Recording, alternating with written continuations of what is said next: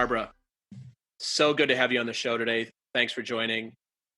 Let's get right to it. I know the audience is going to, love you and love to hear about the things you're up to and get to know you a little bit better. So let's get right to it. And why don't you introduce yourself, a little bit about who you are, where you're located in the world, and kick this off.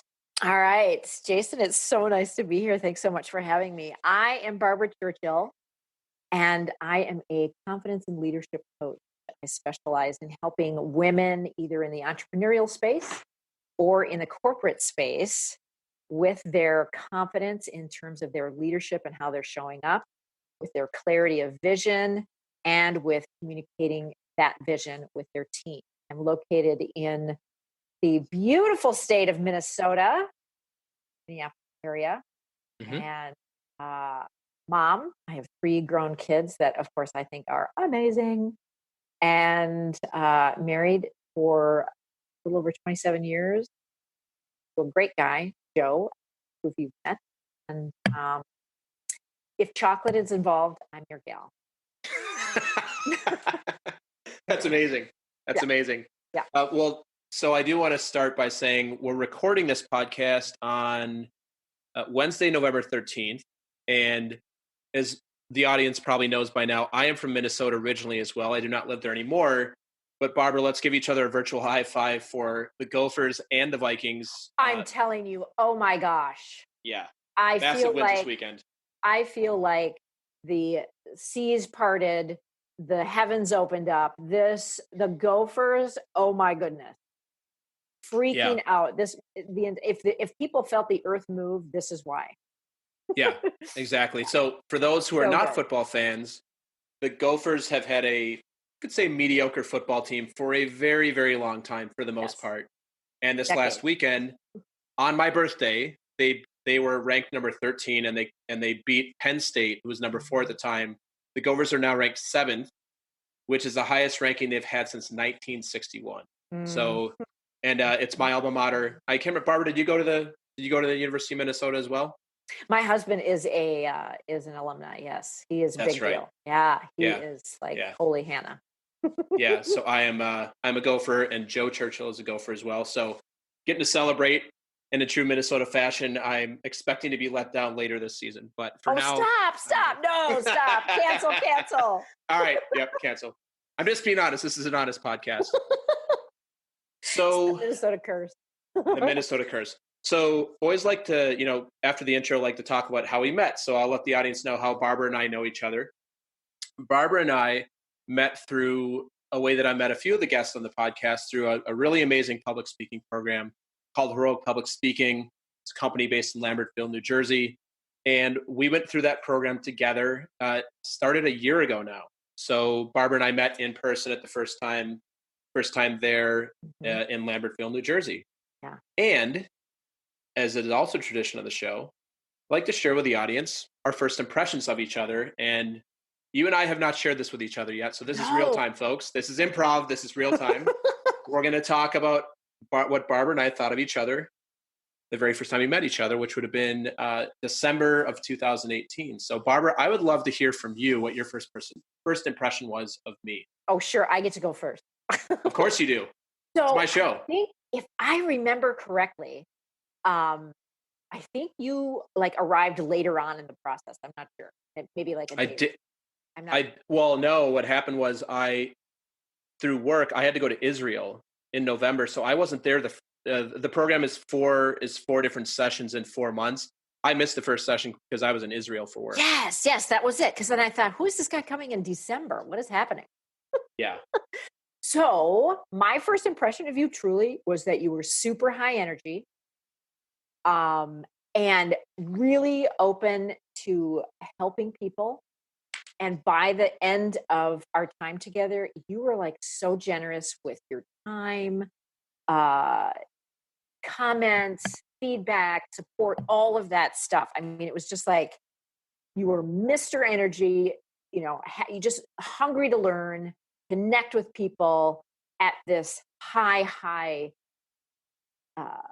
highly energetic, space that you're in. It was just like, who's Hmm. this dude? And then I heard he's from Minnesota. I'm like, yes, yes. Yeah. This is what I'm talking about. Yeah. We don't Thank just you. talk about hot dish and the weather. We talk about Hot dish and the weather. Hot Yep. dish for the rest of the hot country dish is a casserole. Yeah. Yeah. I love that. That is awesome. Well, thank you. How was that? Yeah, I think it's pretty accurate.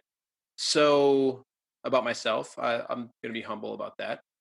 So my first impression of you was I think I had learned that you're from Minnesota from somebody else. So I was like, I got to meet Barbara.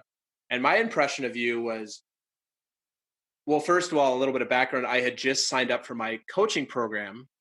And I think I either knew that you were a coach or when you introduced yourself to me, I knew you're a coach. And I said, whoa, that's the coach I need to be someday. Like, Oh, for those of you who get connected to Barbara on social media, like, it's a powerhouse. You can see videos of her. Um, I think it's like Michael Port. I forget what Michael Port said. Michael Port is the CEO of, or one of the co-founders of Pro Public Speaking. He'd always, I forget what he said about you, but something like, he loves the way you dress and you show up and like, you just show up as a powerhouse. I'm like, that's a person who's a professional speaker and a coach. Like that's an aspirational person to me, just like a couple of the other people I had on the podcast.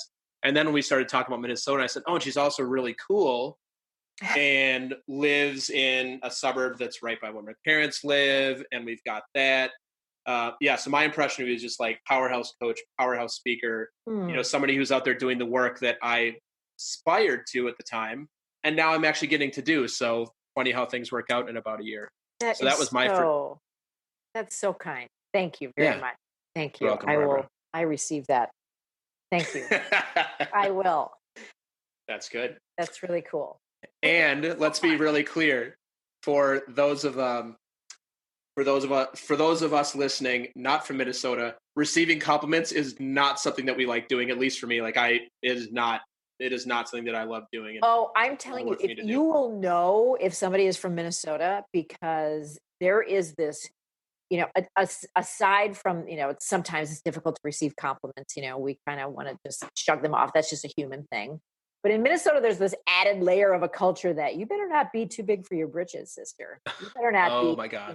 Don't be bragging about yourself. So yeah, as a coach, I'm all about like, no, brag on. Own it. Exactly. Exactly. And I've lived in New York almost 15 years and I'm just barely getting into that now. I'm still like, the question I'm about to ask you is one of my answers would be like receiving compliments. So thank you. I'm super uncomfortable now.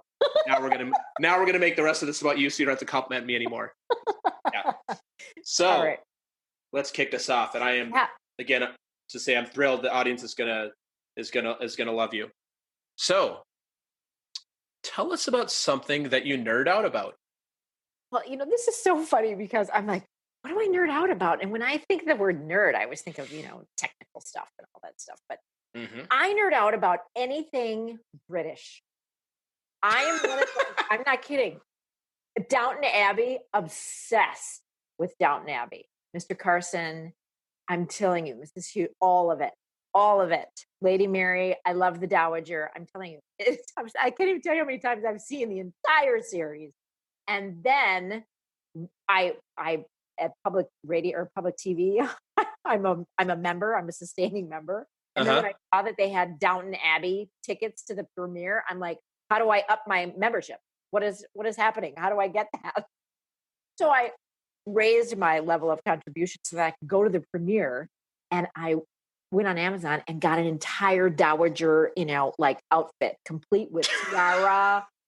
I had the gloves, I had the ring, all of it. It was amazing. Yeah. And so we showed up at the premiere, and I'm like, doing the Queen's wave. It was fabulous.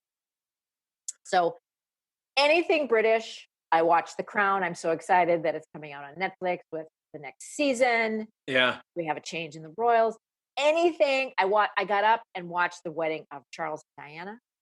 I watched William and Kate. I watched Harry and Meghan, complete with my tiara, my tea, my scone, my ring. Oh my God, all it's of amazing. It. It's 3 a.m. and I am watching it. Doesn't matter. My family thinks I'm okay. I'm gonna challenge you. Anything British? Well, tastefully, right? I mean, I don't want to offend anybody, but I think their new prime minister is a bit much. But You know. I was just going to ask you if you're a Boris fan. That's exactly where I was going. No, I think Like, I mean, that could be certainly a different show. Yeah. Different, yeah. Yeah. Because there would have to be some throwdowns. You know, in Minnesota we have a lot of hockey. So they like, you know, the gloves come down. Yeah, that would be like this guy is. Yeah, that's funny. So are you also? Well, I had no idea that this was going to be your answer because I don't ever get the answer. This is amazing. Are you also like a big like British like Notting Hill and Love Actually, and are you a fan of like all those types of movies that take place in England as well? All of the movies that are in England, and I can't, of course, think of the one that is popping into my brain. But anything that has to do with England, it's just so fascinating. And it's not because my last name is Churchill. Mm-hmm. That's my married name. I'm a Burns, and that's Scottish. Yes. We're related to Robert Burns, the poet. So Nice. this is just going to be a trip. My husband and I are like planning, okay, we're going to do all the British Isles. And I am going to rent a house or a room at the castle where Downton Abbey was filmed. Because I'm not surprised. And stay overnight. It's like, are you kidding? Yeah, that is. I love this answer. This is striking something for me, and I was talking to my friend about this last week. A huge trip for me is when you see actors that play these iconic American roles, and then you find out they're really British. I'll give you two examples. Christian Bale.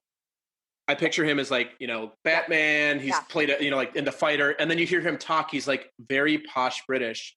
And the other one that throws me for even more of a loop is Damian Lewis from Band of Brothers and from Homeland and from Billions. He plays these iconic American characters, and when you hear, like, he went to Eton, like the prep school where all the princes go to, and when you hear him on talk shows, you're like, or Idris Elba is another one. If you ever watched The Wire, and then you hear these people talking, you're like, where did you come up with this really posh British accent? Because you play these characters that are so not British. And it always just throws me for a loop that, like, especially Christian Bale, to think that he's like a posh British person. It's so funny that you said him because he was the first one that came to my mind because he's got that movie with Matt Damon that just came out about the race car, Ferrari versus Ferrari, vice versa, whatever it is. And I'm listening to it and I'm like, oh, how do you do that? How do you sound like an American? And then, in the movie, and then, oh my God, I mean, he played Dick Cheney last year. How American is that? I know. I mean, seriously, he lost 70 pounds after that. Yeah. To play the Ferrari guy. I mean, yeah. God, that's just crazy. But I have to tell you, the caveat of this love of British stuff is also that I be incredibly annoying because I will pick up an accent very fast. And so, you're like Madonna. South, I'm going to like Madonna. Well, I don't know about that, but well, she had a British accent for a while, even though she's from Detroit, which is very strange. I know. But I don't want to be annoying like that. But I'm not kidding you. When I'm in the South, I sound like that. I was up in Canada for a week. Oh my gosh. At the end of it, I'm like, hey, I mean, it was crazy. So I want to be sure that I coach myself thoroughly before I get there. And my husband has permission to poke me every time I start to be annoying. Yeah. What happens when you're doing public speaking? Do you pick up an accent when you're speaking? If you're speaking somewhere that isn't. Here's the fun thing about public speaking. You can do characters. You better believe I've got a British character in my of course. No doubt. I have not seen that character. Okay, she's ridiculous, but that's fine. I don't care. I'm having fun. Yeah, you're performing. You're a performer. That's it. It's fantastic. That's it. So, for those in the audience listening, Barbara is a fan of the Brits and of UK culture. If you haven't picked that up yet, definitely something you nerd out about. Hilarious. I did not know this about you. I know you went to the Downton Abbey premiere, but I did not know that this was like a thing for you. So this is fantastic. Yeah, major. Awesome. Next question for you. And I want a different answer than dressing up in full, 1910 or 20s gear. Okay. What's something that's inside of your comfort zone that might be outside of somebody else's comfort zone? Oh, I'm going to go with the first thing that pops into my head, and that's speaking audience. Because so many people are afraid to have public speaking. And for me, it's like, give me a microphone, let's go. I I really love it. I love, I'm kind of a ham anyway. I wanted to be an Hmm. actor as a kid. And because of circumstances in my family origin, um, that was not supported well. And so I've always just wanted, wanted to be a stage person, singing, acting, all the things. And this is kind of my way of being, I don't really sing on stage, but this is my way of doing it. I love being in front of a group of people because I feel like they're in my living room. Hmm. I'm just, I have this very large living room. There's a lot of people there. And I get to share my thoughts. I get to hear some things from them. We have this exchange of energy, and it's so lovely, and it energizes me, and I have fun, and I can entertain. I love to make people laugh. I love to Hmm. have fun because life is too short, Hmm. and I love to connect with the people there. Workshops are really my favorite because then you can actually connect with people. When you do a keynote, oftentimes it's a large group and you can't really connect with everybody. But Hmm. I think, yeah, speaking is definitely within my zone for sure. Yeah. Yep. And I've witnessed that firsthand, and I would definitely agree with that. Thank you. So, yes. Well, we were in a public speaking program together, so that would I make know. sense. I know. What about you? I have Uh, a question for you. What is your yeah. what's in yours? That's outside that's Uh, inside yours and outside somebody else. yeah. Something that's inside of mine is trying things, not being afraid to fail. Oh, that's so good. Hmm. That's so good. I'm glad you asked me. Actually, I sent a gift to my friend last night, and I said, "This is kind of how I do most things." And it was a gif of a dude jumping off a diving board and belly flopping into a pool. And the analogy for me is like, yeah, I'm gonna jump. I'm gonna do it. This is probably gonna hurt like hell, and I jumped anyway. So I love that. What a yeah, fabulous thing because that is like your philosophy in life. yeah, You and I talked earlier about your decision to move to New York and all the things there, and yeah, that would like so not be in my comfort. yeah, I like, yeah. you know, stability. I like, the familiarity. I like the roots. I like all of those things. I love to travel, Hmm. but I like, Hmm. Yeah. So I think that's mine. And I mean, we all have a bunch of things. So let's do the reverse for us, and let's hear about something, or maybe expand on what you just mentioned, something that is outside of your comfort zone that might be inside of somebody else's. well, I'll tell you, when I thought of this, I thought, okay, downhill skiing is like, but I'm not sure how incredibly cerebral that is, right? I But have to tell you okay. something hilarious. That's the second time I've heard that answer in 3 days. That's hilarious. But seriously, think about this now. And I'm a Minnesota girl. We don't have mountains here. We pretend Hmm. we do, but we don't. But you're in the cold weather. You are putting on all the clothes, layering up, and long underwear and your ski pants. And then you have the sweater and the long underwear on top. And then you have a jacket or a vest. And then you have a hat and you have these gloves that you can barely move your hands in. And then you use these poles that really don't bend or do anything for you. And they're hard because you have to put a loop around your hand. And God forbid that anything happened because now it's going to be flying all over. Then you get on a chair or in one of those glass enclosed things and you go up this massive mountain. You get off with these wooden, slippery sticks on your feet, and then you descend and you're bumping around. You could fall, you could turn into a huge snowball. I mean, I just think to myself, why? When there is this perfectly good chalet with a fire and cocktails and I mean, food. I chalet really, really well. I look really cute in my outfit, and I'll sit by the fire and have a hot cocoa and read a book while y'all are out there being silly. And then when you want to come back in, let's have a thing. But I mean, so that was the first thing that came Yeah, to that's great. my head. And I'm sorry for all your downhill. I think and maybe it has to do with I don't want to fall or, that's just, but it looks ominous to me to Yeah. maneuver down this run. And people are just having so much fun doing it, I can tell. But that's like, no way. I would rather go scuba diving, go snorkeling, and those things scare me too. Not snorkeling, but Yeah. scuba diving, you know. Yeah. That just to me seems safer. If I have an issue, I can go straight up and I'm good. If I have an issue on the side of a mountain, I got to go down. I got only one choice: keep going down. And that's just, I don't know. It just doesn't. That's amazing. I coach to coach, we'll use a little coaching lingo here. I think you either need a reframer on what skiing is like, or you just need to say, I'm never doing it again. I like the little wooden things on your feet. They aren't made of wood. And Aren't they any, fiberglass. This is what I don't even know. See, this is Right, how ignorant I am. Hey, that's great. So then, I think there's plenty of places, plenty of chalets for you to hang out at. And I think, as a skier, and I don't do it much anymore, but I appreciate when people aren't on the slopes and in my way. So thank you for being one less person that I have to avoid on the slope. So thank you for being a service to me. Thank you, because I'm just trying to, we don't need any more stress in this world. Keep Barbara. Exactly. Yeah, keep you off the slopes. And I believe there is zero skiing in England, so that's probably perfect as well. There's no skiing in Downton Abbey that I remember. Never. So I guess I have to answer this question as well, because I think you're going to throw it to me if I don't anyway. Yes. So for me, something that is outside my comfort zone, I got a couple things come to mind. One I mentioned earlier, do not like accepting compliments. I think it's a family of origin thing. It's a cultural thing.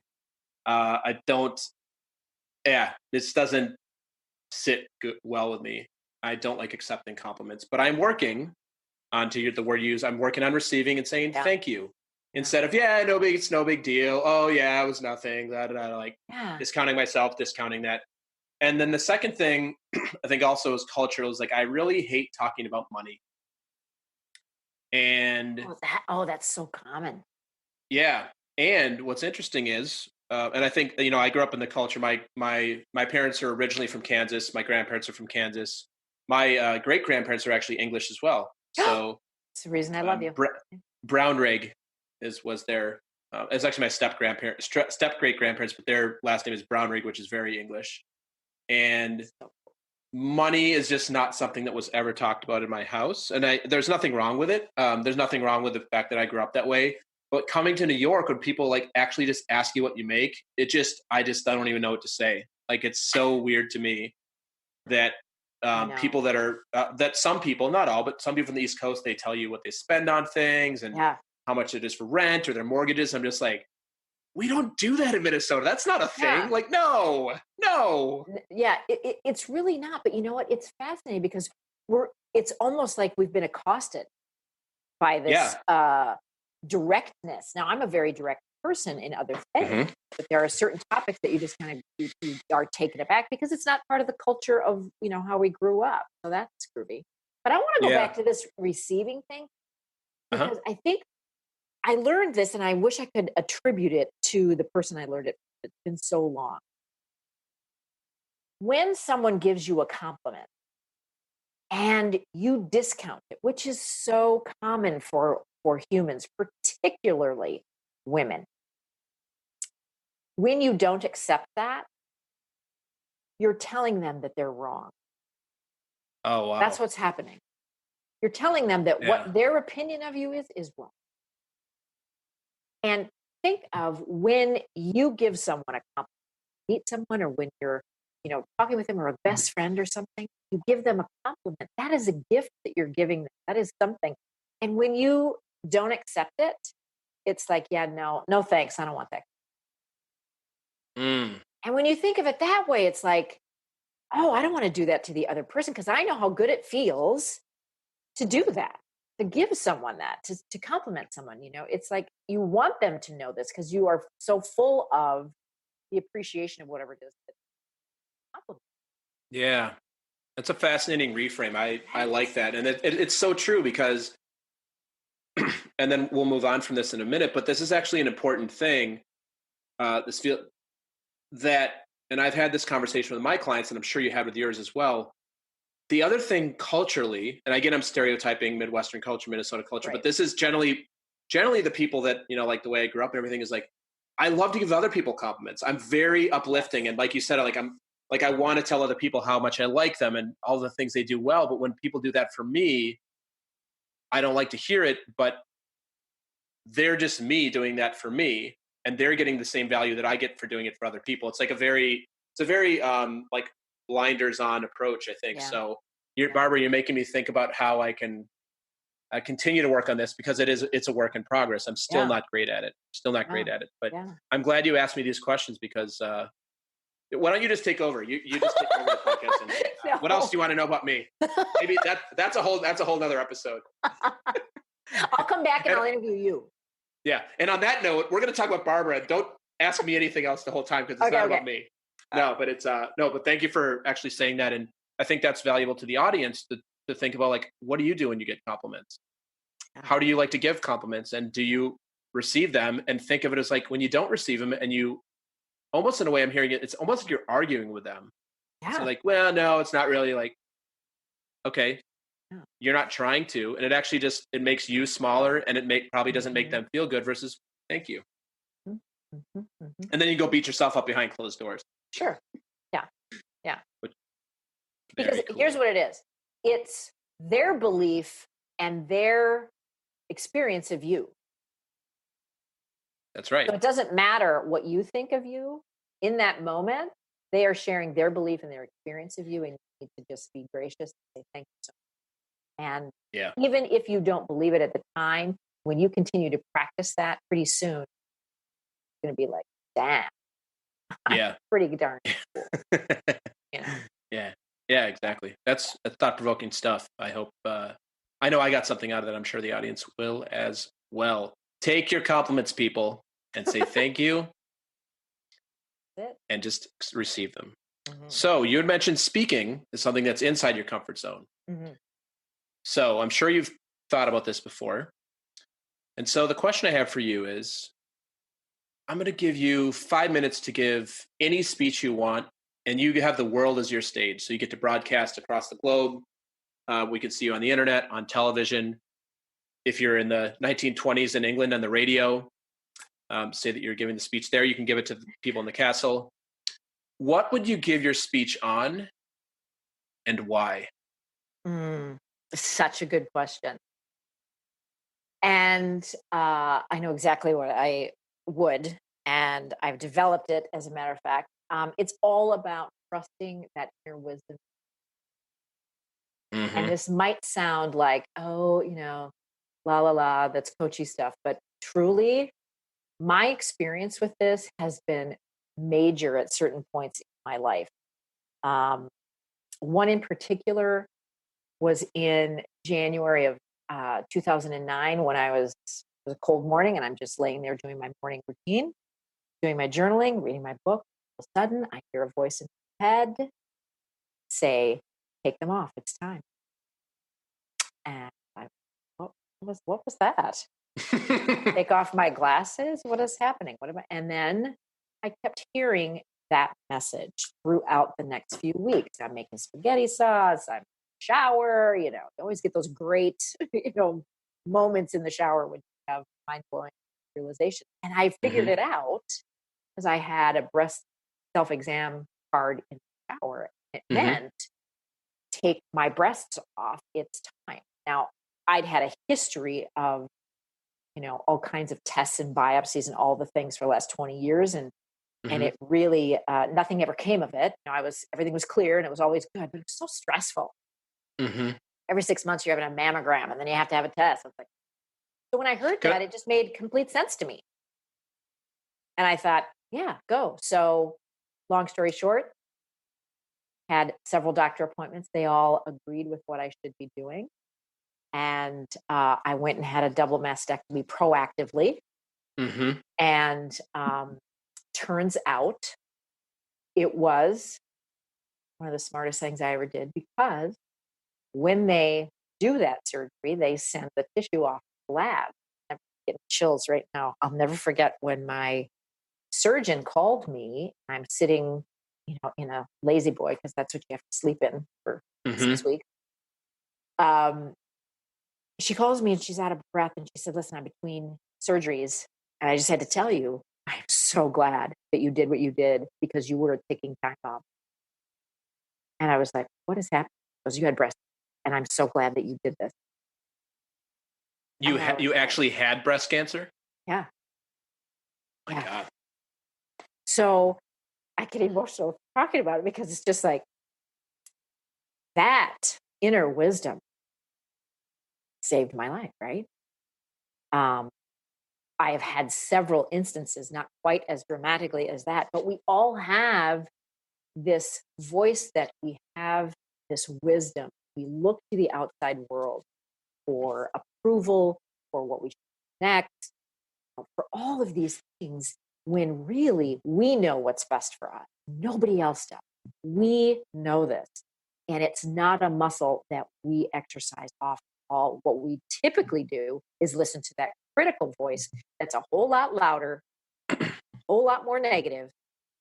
That's how we run our life, through that lens, instead of through the lens of what is really best for me. What do I know for sure? And going within, finding that wisdom. Mm, So that's, it's amazing. I think when we do that, because there's so much noise now, because our world is 24/7, everything electronic, social media, all of these things are wonderful.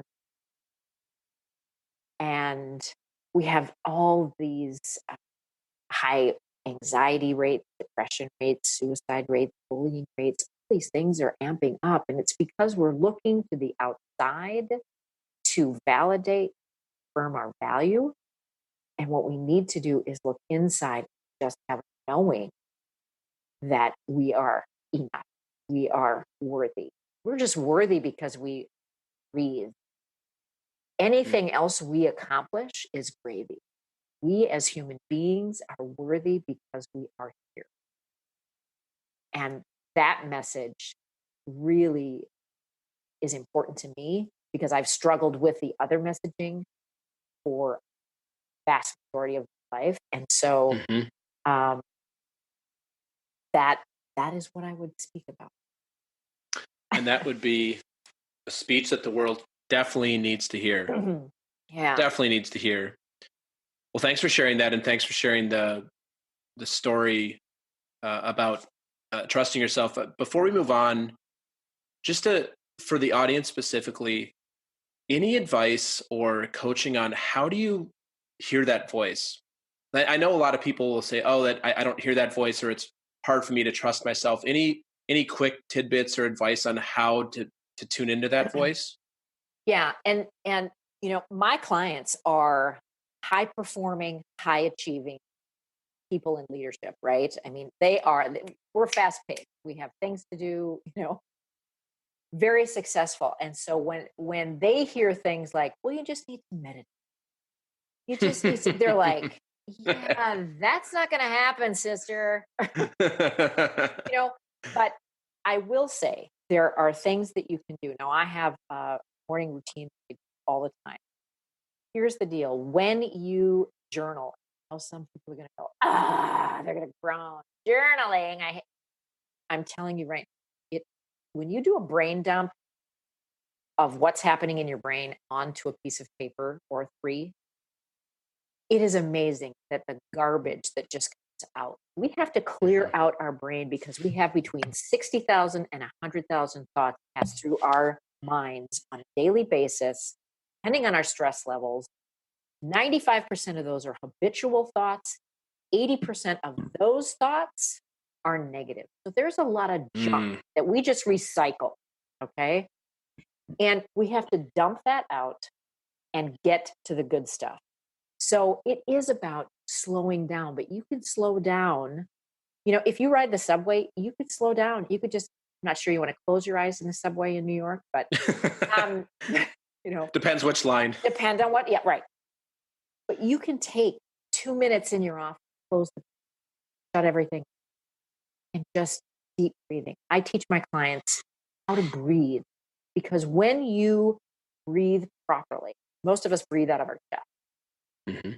When you breathe properly, your mind clears, your shoulders start to melt down your back, and your nervous system calms down. You can literally lower your blood pressure, heart rate within 60 seconds. Just breathe.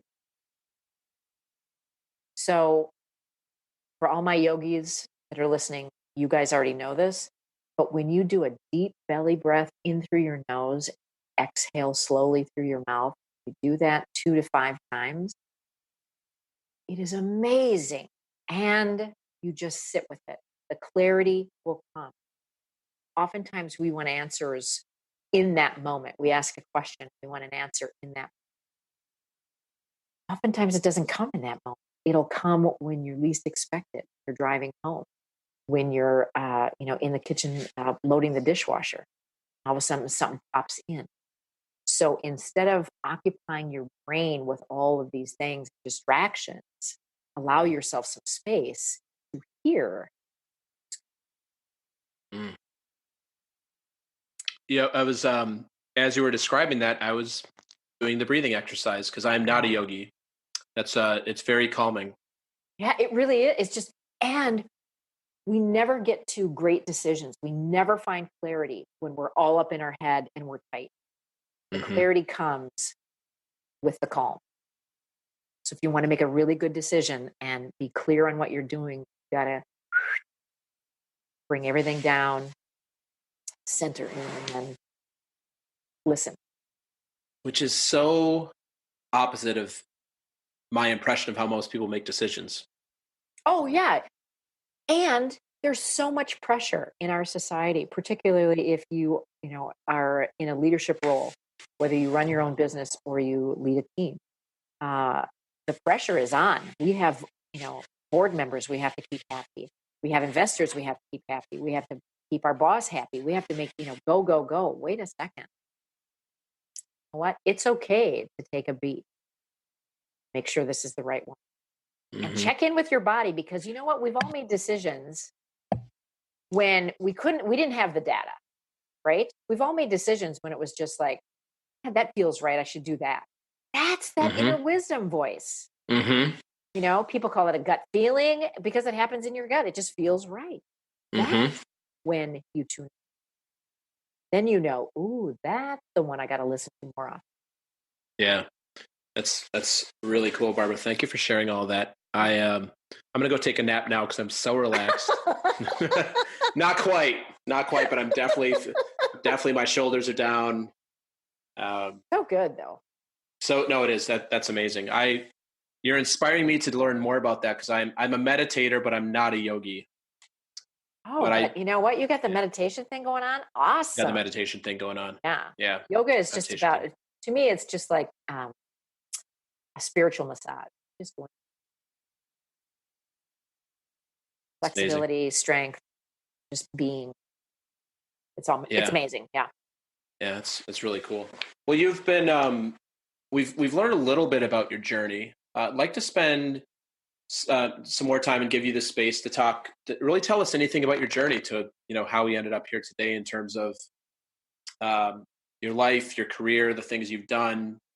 There's nothing off limits here. So anything that you'd like to share with the audience around Barbara, we'd just like to hear about how we got to today, how you got here Okay. today. Okay. Well, it's funny because uh so many people, myself included, we can get caught up in the looking at someone who we deem as successful based on the parameters that we have. We think, oh my gosh, it was a very straight line for them to get from point A to point B. And what's the reality is that it's a very crooked and squiggly line for most people. For me, growing up, I grew up in a dysfunctional family with raised by an alcoholic mom. And so there's a lot of, fun and dysfunctional things happening there. So I didn't have a Mm-hmm. lot of support in my high school years on kind of direction on where to go. Mm-hmm. It was either go be a teacher or go into business. Like, what does that mean? Go get a business degree. What is that? What is that? Be Mm-hmm. specific. So I just kind of decided that no, I didn't, I went to college and all the things, and I didn't really know what I wanted to do with that. So I took the route of following what I was interested in. So I like to travel. So I became a travel agent back in the day. And I did Mm-hmm. corporate travel and I did group travel. And that was fun. Got to fly all over the place. Uh, this was back in the day when they still assigned, you had a dinner, it was kind of a mystery food thing going on, Mm-hmm. but at least they fed you. And but that was a And blast. And then, and you got a cigarette with the dinner if you wanted, right? you know what? There was smoking in the back. That was Yeah. hysterical. Like, what? Yeah.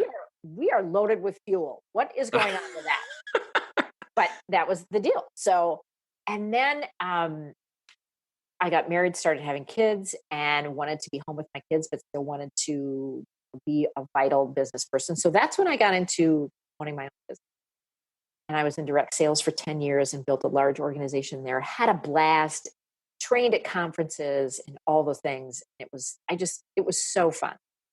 And then got into real estate because, again, passionate about houses and helping people. All of this is service based in my mind. I've always been a service based person. So how can I help you become a better person? How can I help you find a house? How can I help you? And I was always coaching. So it led me to coaching. And I will tell you, that has been the most amazing experience, because when you help somebody to completely change how they think and how they see the world to benefit whatever goal it is that they're trying to attain, when they get unstuck, it's just that that is the best. That is the best feeling ever. Mm-hmm. I was talking to a client in Napa Valley the other day, and he's a senior VP. He's got kids. His job is so much now.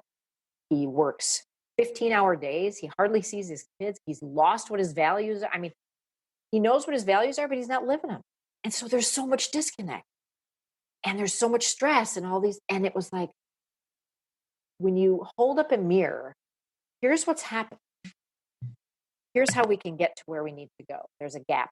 Are you willing to walk with me and do the work to bridge that gap?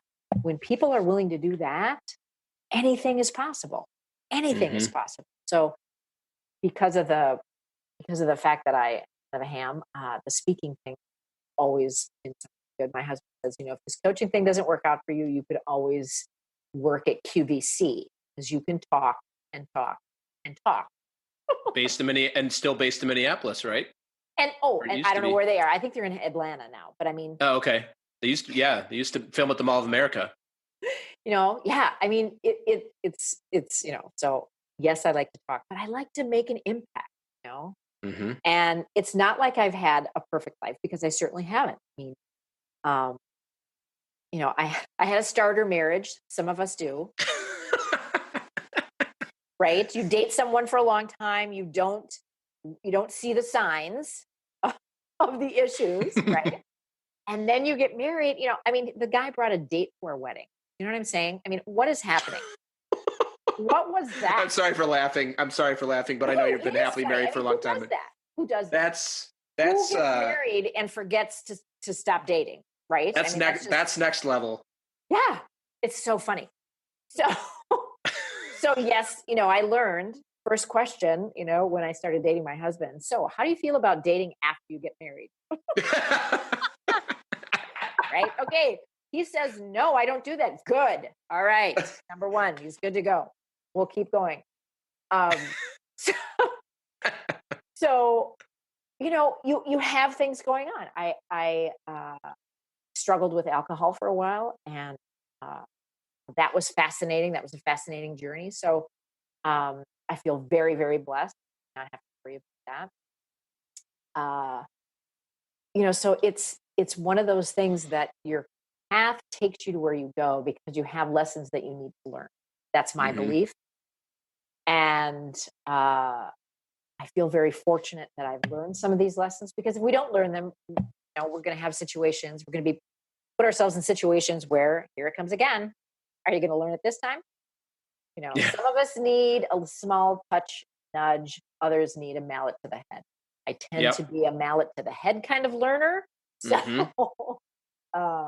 that is it. But for me, it's about doing work that is impactful. It isn't about the money, although I mean, I don't see anything wrong in loving to make money, doing well. I think Yeah, that's fabulous because you absolutely. spread the wealth, right? But it's about doing something that makes a difference in the world. And I think so often we get caught up in the idea that we have to do something really big. We have to be like Oprah or Tony Robbins, or we have to have a TV show, or we have to be or any of these things. And some of my most impactful moments outside of my coaching have been when I have been present and I have paid attention to someone else in the room. Uh, we just had Veterans Day, and I remember meeting a vet, and it was at Costco, and I had the most amazing conversation because I went up and thanked him for his service. And Hmm. I asked, tell me, where did you serve? And it was just like he was so hungry to have someone ask about it because he had the hat on, Hmm. the veteran, right? So clearly, when you wear that, you are proud, you want people to acknowledge. But it's almost as like we don't acknowledge it. So I had, just it's that small little thing. I left that conversation feeling so filled Hmm. and so honored to have him share his story. Yeah. And I You know probably he made, and you made felt, his day, I'm sure. well, I know he felt seen. And really, that's what we all want. We just want to be seen. We want to be acknowledged. We want to be heard. What we want as basic human needs. We can do that for each other, one person at a time. Oh my, it's the ripple effect. Yeah. Totally the ripple effect. So yeah, Yeah. yeah, we just got Beautiful. deep very quickly. I like deep. I like talking Yeah. about football and getting the podcast flipped to me as an interviewee, and I like going deep as well. This is all amazing. So thank you for sharing all of that. What I took from that, I took a lot of things from that, but I realized for me, I've always had a context, and this kind of goes back to what I said, my first impression of you. And I've had a couple of other podcast guests that my impression was similar. I've always operated with this context that the people that I find to be aspirational are doing the things that I want to do, money I want to make, whatever it is about them, that it's always been easy for them. And I'm realizing that as a breakthrough for me that, and it's highly unlikely that that's true. But I've always operated from a place of like, oh, that person's just speaking to, I interviewed somebody for the podcast who speaks to 500 plus stages regularly. And oh, that must be really easy for them. They must have just been really good and gotten that right away. And the answer is almost always hell no. Like they go through the ups and downs, get 100 no's, 1,000 no's. You bomb on the stage. Coaches that have full practices charging really high rates. That they're just an amazing, powerful coach from the get go, and they just had a full roster of clients. Almost never does that seem to be. Oh, yeah, I know why you're laughing because yeah. Almost never is that the case. Well, it's actually not almost never. Never is the case because it just doesn't really work that way. But it's been a context for me. So I'm taking, for myself from this, that I'm taking, like the journey. Like you don't know where you're going to go, and if you trust yourself, and this kind of goes back to your speech, Mhm. if you trust yourself and listen for that inner voice, and I would say to my clients, it comes from either your heart or your gut. Generally, like it Mhm. depends on like everybody's built a little bit differently. If Mhm. you trust that, and you also have patience and realize it's not always going to be easy, no matter what it is. Whether you work for somebody else and you want to get promoted, whether you're single and want to meet the person you're going to marry, no matter what it is, it's probably not going to be as easy as you thought it was. And the reality is, when you look at other people that have what you want, it probably wasn't that easy for them either. Well, I'll And tell you, it's so fascinating that what we want to make this big contribution. We want to make money. We want to be successful, whatever our definition of that is. What's fascinating to me is we have this belief that it should be easy to do that. What? yeah. That's just hysterical. Wherever in is there, I mean, when we came out of the womb, there was not a piece of paper that said, yes, success and all the things worthwhile in life. It's all just going to be a piece of cake. Chocolate The cake. richness We never learn when we are comfortable. You notice that? That We is don't so true. grow. We don't expand when we're comfortable. We expand when there is constraint. Cliche as it is, look at look at what happens to the caterpillar to the butterfly. What's happening? There's a lot of uncomfortableness happening in that cocoon. Yeah. And then it breaks free and flies. So the richness of the lesson, the richness of the uncomfortable comes from the journey and the learning. And then it's so lovely when you realize that is possible. Look at what is possible. Yeah. And then you achieve it. And then you get to that next level. And then you might struggle or you might whatever. And you get to the next level. That is the juice. That's the juicy stuff, right? I mean, your critical voice is always going to tell you that, oh my gosh, it's too hard. You shouldn't do it. All the shoulds. Stop shoulding on yourself. I mean, just stop. We overcomplicate the things. I mean, it's just the richness of life is in the struggle. I think that's going to be the title of this podcast episode. Stop shoulding on yourself. Stop and that is not explicit. Yourself. Not explicit, Apple. Not explicit. Stop it. Shoulding. Amazing. So we've been, pretty deep into this already, but I want to ask you, I'm going to combine a couple questions for you here. Okay. So, the first one is, what's your general philosophy on life? And I think you've already shared a lot of this, and combining that with, and I think for you, the answer is similar, is like, what are you most passionate about? So give us Barbara Churchill's general philosophy on life and what it is that you're most passionate about. Okay. So, I've kind of said some things. I am a glass half full kind of gal. I always have been. I look at what I am the gal that says, "Oh, I know, the boat is sinking, but we could figure out how to craft a life preserver from." There's always something I can find the bright side. Now, having said that, I'm not Pollyanna. I understand that life isn't always right. I mean, it's going to be. You got to go through the gunk to get through the gift. And there have been a lot, I've been up to my eyeballs in gunk certain times in life. But eventually I got the gift. So I know that. I know the gift is coming. And I also know that the only thing standing between me and the gift is what's happening in my brain.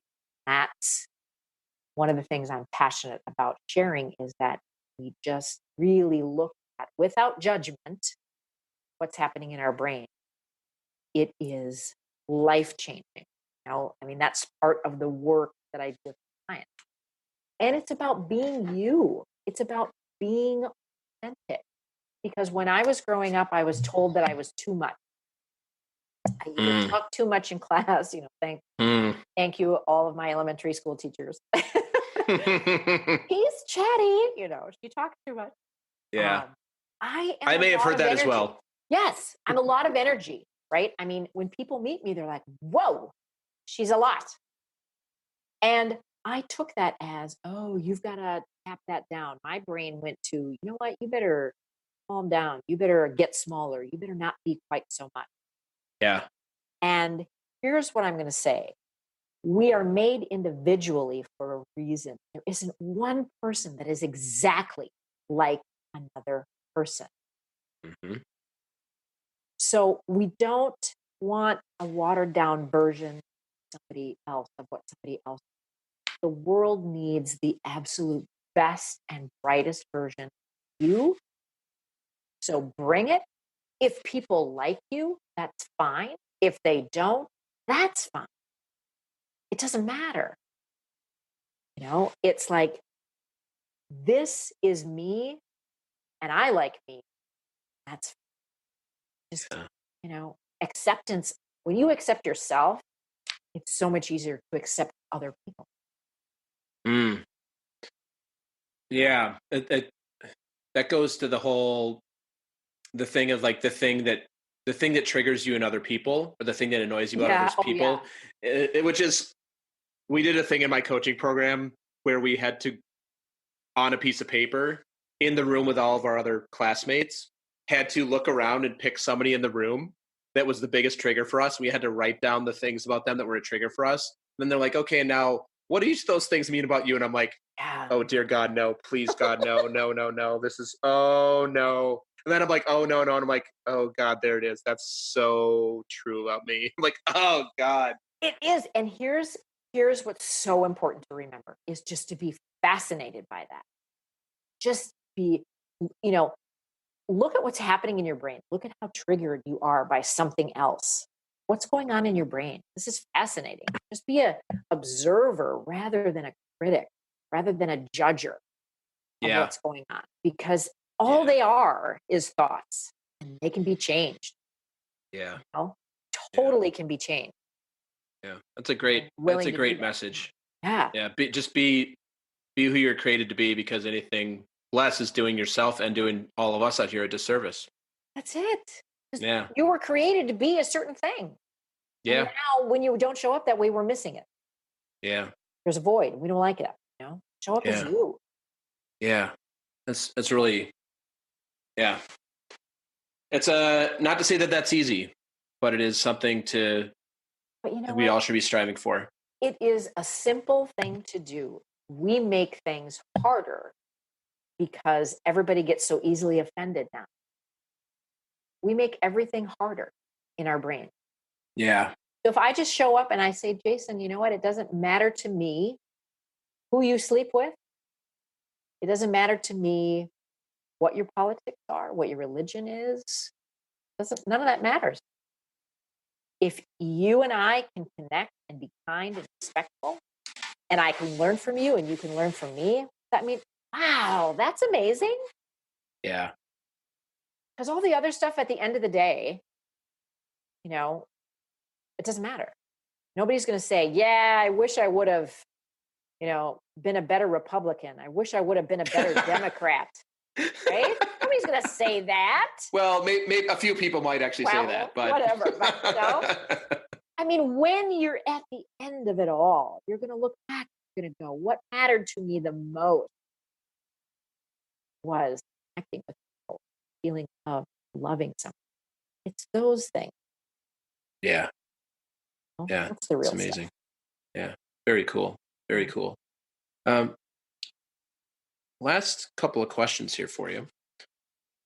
What's the thing that you're most proud of? And when I say thing, I'm actually not going to restrict you to one thing, but yeah, like, because I know there's a lot of answers for this. And I am going to preclude one of your answers of how you looked for the Downton Abbey premiere. I know you're extremely proud of that, but I'm going to preclude that for now. You looked so good in that outfit. Yeah, too. and your Queen's Wave, I'm sure, was spectacular. But yeah, like what's the thing or the couple things that you're most proud of in your life? Well, when I was growing up, the one thing that I always wanted to be was a mom. Mm-hmm. And I feel incredibly blessed.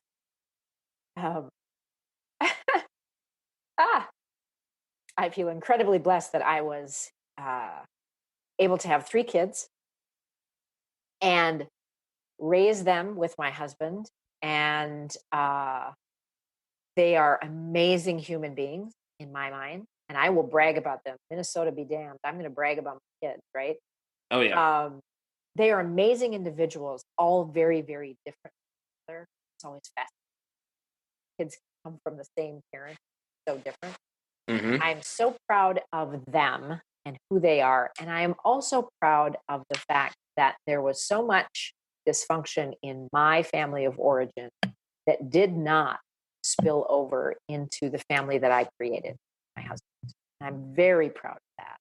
My kids do not have the same experience that I did growing up. I love my parents. They did the best they could with what they knew, right? And I always tell my kids, you know what? If your therapy bill total for your life is less than mine, I've done my job. That's amazing. Right? So yeah. So don't be blaming your mother. That's amazing. But the other thing I think that I'm super proud of is my stick to it in terms of moving forward in life, because I've had some things happening in my world. Mm-hmm. And even in the darkest of hours, I knew that I would somehow walk through it. I didn't know how, but I had the belief that I would get through it. And that didn't, the how piece for me wasn't as important as, yeah, I know I'm going to get through it. So for me, it's my ability to have hope and understand that this is hard right now. It's not going to last forever. I'll get through it. Whatever it is, I'll get through it and I'll figure it out. But that I'm a strong ass woman. I really am. Mm-hmm. Physically and mentally and emotionally, spiritually, all of that. It's like, and it doesn't just come in a beautiful little box with a bow. Mm-hmm. It's been my experience that I need to do the work in order to get that and continue to do the work. I enjoy growth. So yeah. Yeah. Is there anything else that you would like to share with the audience today around your story, anything you're passionate about? Really going back to anything I asked you about, did anything come to mind during the interview today that you'd like to share with the audience that's come up for you since we started? I guess, gosh, we've covered so much. I guess I want to say, I want to leave you with this. Just because you think it doesn't make it true. I invite you to start to question some of these habitual thoughts that have been with you for years. And just notice when they're coming up. Do they serve you? Not even are they true or not, because who cares? Is it a thought that's serving you in your world right now? And if it isn't, acknowledge that and create something that does. Create a different thought. Start to practice that one until you believe it, because we complicate so much and we don't have to have such complicated lives. What you think truly matters. So we have to really choose what we think instead of being on autopilot most of the time. Yeah. Because that autopilot voice is that critical voice in your head that tells you can't, you shouldn't, you aren't good enough, all of the things. It's what holds you back. So stop believing what it tells you and start tuning in to the inner wisdom that you already have. You were born, you already have it. Because we just take ourselves far too seriously. Loosen up. Yeah. Have some fun. Have some fun. Own your power, your brilliance. That you're made to do so many great things in the world. So just go out and do that. Yeah. That's Great. what I got. Yeah. So where can we find you? So where can the audience find you? You can find me if you don't want to fly to the frigid north. What's your home address? Like, that's what I'm at. What's your home address? Where can we find you? You know what? I love to feed people and I'm a fabulous baker. So seriously, Okay. ever find yourself in Minnesota, you just need to come. I will not feed you hot dish, but I will feed you amazing food and you will be part of the family. You can find me, my website is barbarachurchill.com. You can find me on Facebook, LinkedIn, Instagram, Barbara Churchill Coaching, and YouTube. YouTube. So, if you Google Barbara Churchill, I'm the first 3 pages, so you'll find it. How did you? Are you the only Barbara Churchill out there that's? No, there is some Barbara Churchill, like an hour and a half north. That's a really good bowler. Right? That's amazing. You want to make sure that your name is out there and it's being used for good. So you have these Google searches, right? So I get these alerts that Barbara Churchill had a great bowling score of 279. Whatever. Oh my God! Wow, that would have been fun, but that's not me. So, Oh, yeah. That's amazing. right?